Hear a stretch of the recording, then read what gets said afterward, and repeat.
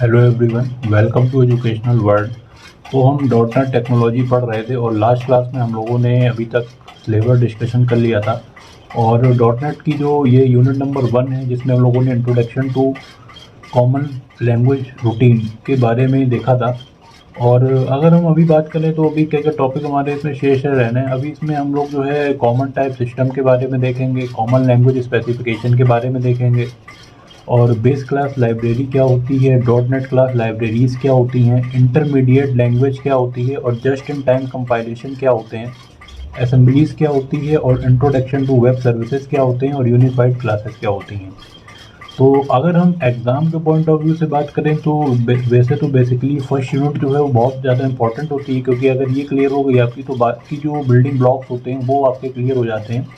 लेकिन अगर हम थोड़ा सा मैंने इस पे स्टडी करी और लास्ट ईयर के जो हमारे अभी तक 5 ईयर्स के पेपर थे उनके अकॉर्डिंग इससे क्वेश्चन निकाले, तो मैंने एक यही निष्कर्ष इसका जाना कि सबसे पहले तो हमारा जो मोस्ट इम्पॉर्टेंट टॉपिक इसमें से पूछा जा गया है लगातार, वो हमारा है BCL के बारे में, बेस क्लास लाइब्रेरी क्या होती है, और जस्ट इन टाइम कंपाइलेशन क्या होता है, और जो है हमारा यूनिफाइड क्लासेस क्या होती हैं, और वेब सर्विसेज क्या होती हैं। ये कुछ ज़्यादातर हैं, ये रिपीट क्वेश्चन भी हुए हैं। और उसके बाद अगर हम एक अदर वे पे बात करें तो हमारा इंटरमीडिएट लैंग्वेज और जो हमारा CLS CLR और CTS है उनके मध्य डिफरेंस की ज़्यादातर पूछा गया है। तो आप लोग जो है इसको विशेषता तैयार करें। बाकी जो है एजुकेशनल वर्ल्ड पर कॉन्टिन्यूशन में क्लासेस जो है संपूर्ण रूप से जो कवर कराई जा रही हैं। तो चलिए आज की विषय वस्तु को प्रारंभ करते हैं हम लोग। तो अगर हम यहाँ पर बात करें तो हम लोगों ने लास्ट में इसके बारे में देख लिया था, और ये देख लिया था कि जो हमारा CLR वर्क है उसके क्या क्या फंक्शंस होते थे, वो किस तरीके से काम करता था। आज हमारी चर्चा होगी कॉमन टाइप सिस्टम पे, यानी कि CTS के बारे में।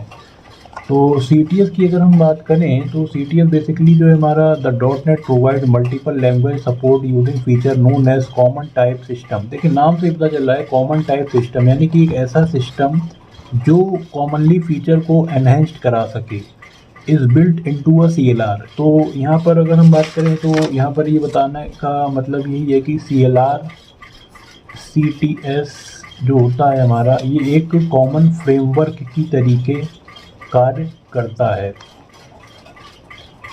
तो इससे आपको थोड़ा सा क्लियर हो जाएगा। आगे बात करते हैं तो CTS support A variety of type operation found most in programming language and therefore it does not require type conversion. तो हम इसमें बेसिकली बात करें टाइप कन्वर्जन की। टाइप कन्वर्जन क्या होता है? टाइप कन्वर्जन का मतलब ये होता है दोस्तों कि जैसे मान लीजिए मैंने कहा कि हमारे पास इंट एक है और यहाँ पे हमने इसको फ्लोट कराया, फ्लोट एक बी कराया। अब इन टाइप कन्वर्जन का मतलब ये है कि ये और ये, इसका डेटाबेस, इसका डेटा टाइप और इसका डेटा टाइप कैसा होना चाहिए, इक्वल होना चाहिए। तो बेसिकली ये जो टाइप कन्वर्जन का फीचर है इसमें इसकी रिक्वायरमेंट यहाँ पर इसके CTS में नहीं रहती है। और आगे देखें तो languages and therefore not require type conversion through C#। तो मैंने आपको स्टार्टिंग में ही बताया था कि जो हमारा डॉट नेट फ्रेमवर्क है वो एक पूरा पैकेज है जिसके अंतर्गत हम C# भी पढ़ते हैं, ASP.NET भी पढ़ते हैं, और जो है हम ADO.NET भी पढ़ते हैं। तो जो हमारा C# है, फ़िलहाल हमारी जो प्रोग्रामिंग होगी वो इसी पर ही होगी, ज़्यादातर बेसिक यही है, बेसिक। तो इसी के बारे में ही CTS यहाँ पर ये बता रहा है कि through C# is specially design for the dot net framework. तो जो हमारा ये वाला प्लेटफॉर्म है C# का, इसके लिए स्पेसिफिकली जो आपका CTS बनाया गया है। और but one could can build dot net number of languages including C++ and visual basic. तो यहाँ पर एक बात ये भी है, जैसे आप लोगों ने देखा होगा जब आप कोई गेम वगैरह जो हैवी ग्राफिकल बेस्ड गेम होते हैं उसको इंस्टॉल करते हो तो आपसे कहता है कि please download the visual studio. इसका मतलब ये है कि वो प्लेटफॉर्म जो हमारा विजुअल स्टूडियो का, वो उन गेम को पोर्टेबल भी बनाता है, जिसके कारण से वो गेम जो है आपके सिस्टम पर रन कर पाते हैं। और कई सारे जो हमारे गेम के पोर्टेबल होते हैं या कुछ ऐसे सॉफ्टवेयर होते हैं जो JVM पे बेस्ड होते हैं, तो उसके लिए जो है हमारा कहता है कि आप जो है आप उसमें जावा का जो भी वर्चुअल प्लेटफॉर्म है उसको आप लोड करिए। आगे बात करते हैं CLS की, जो कि बहुत इसका भी बहुत ज़्यादा इम्पोर्टेंट पार्ट है डॉट नेट फ्रेमवर्क का।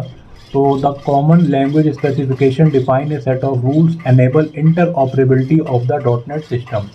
इंटर ऑपरेबिलिटी यहाँ पर एक कंसेप्ट आया है। इंटर ऑपरेबिलिटी का मतलब यही होता है, जैसे एक सॉफ्टवेयर चल रहा है तो उसके, जैसे मान लीजिए सॉफ्टवेयर की बात करें तो हम सबसे पहले विंडोज़ की बात कर लेते हैं। तो विंडोज़ का मतलब ऐसे सॉफ्टवेयर जो हमारे XP पर भी चल जाएँ और दूसरे जो हैं वो विंडोज़ 10 पर भी चल जाएँ, तो ये कहलाएगा इंटर ऑपरेबिलिटी। तो सेम वर्जन जो आपका किसी सॉफ्टवेयर ए का है वो XP पर भी चल रहा है और वही सॉफ्टवेयर जो है हमारा विंडो 10 पर भी चल रहा है, वो इंटर ऑपरेबिलिटी कहलाएगा। बट अगर कई बार हमने उसके ड्राइवर को अपडेट नहीं किया या फिर कुछ ऐसा एरर देता है तो कहता है हायर वर्जन, तो ये वर्जन फिर हमारे यहाँ पर वेरी कर जाते हैं। कॉमन लैंग्वेज स्पेसिफिकेशन की अगर हम बात करें तो define a set of rules that enables interoperability of the dot net platform. तो ये डॉटनेट प्लेटफॉर्म पर इंटर ऑपरेबिलिटी को रिक्वायरमेंट देते हैं और rules serve as a guide of third party compiler, designer and library builders. तो जैसे सी हम लोगों ने पढ़ी थी, सी का अपना खुद का कंपाइलर होता था, बट इसमें थर्ड पार्टी कंपाइलर के फीचर्स भी इसमें एनेबल्ड कर रखे हैं। Common language specification is a subset of CTS। तो यहाँ पर ये कह रहा है कि ये जो CTS है इसी का सबसेट होता है हमारा, कौन हमारा होता है CLS। मतलब सबसेट का मतलब है कि इसके कुछ फीचर इसमें एनेबल्ड कर दिए जाते हैं।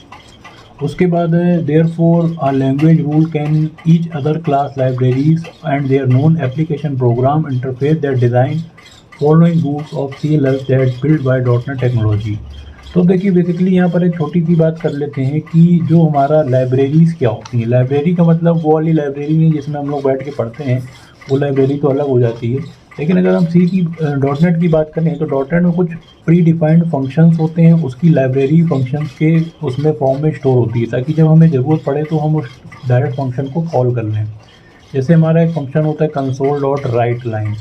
तो इसका मतलब है कि अगर इसका काम है प्रिंट कराना, तो प्रिंट कराने के लिए जब हम इसको यूज़ करेंगे तो इसकी कोई बाय डिफ़ॉल्ट लाइब्रेरी होगी जिसको हम वहाँ से कॉल करा लेंगे और उस लाइब्रेरी को कॉल कराने के लिए हमें कुछ क्लासेस बनानी पड़ेंगी और क्लासेस के अंदर कुछ हमें कीवर्ड सीखने पड़ेंगे। तो वो ऑटोमेटिकली एक पूरा लिंक करके आपकी जो CLS है वो क्या करेगा, उसको आपको लिंकेज प्रोवाइड करा के लैंग्वेज ईजिली बना देगा।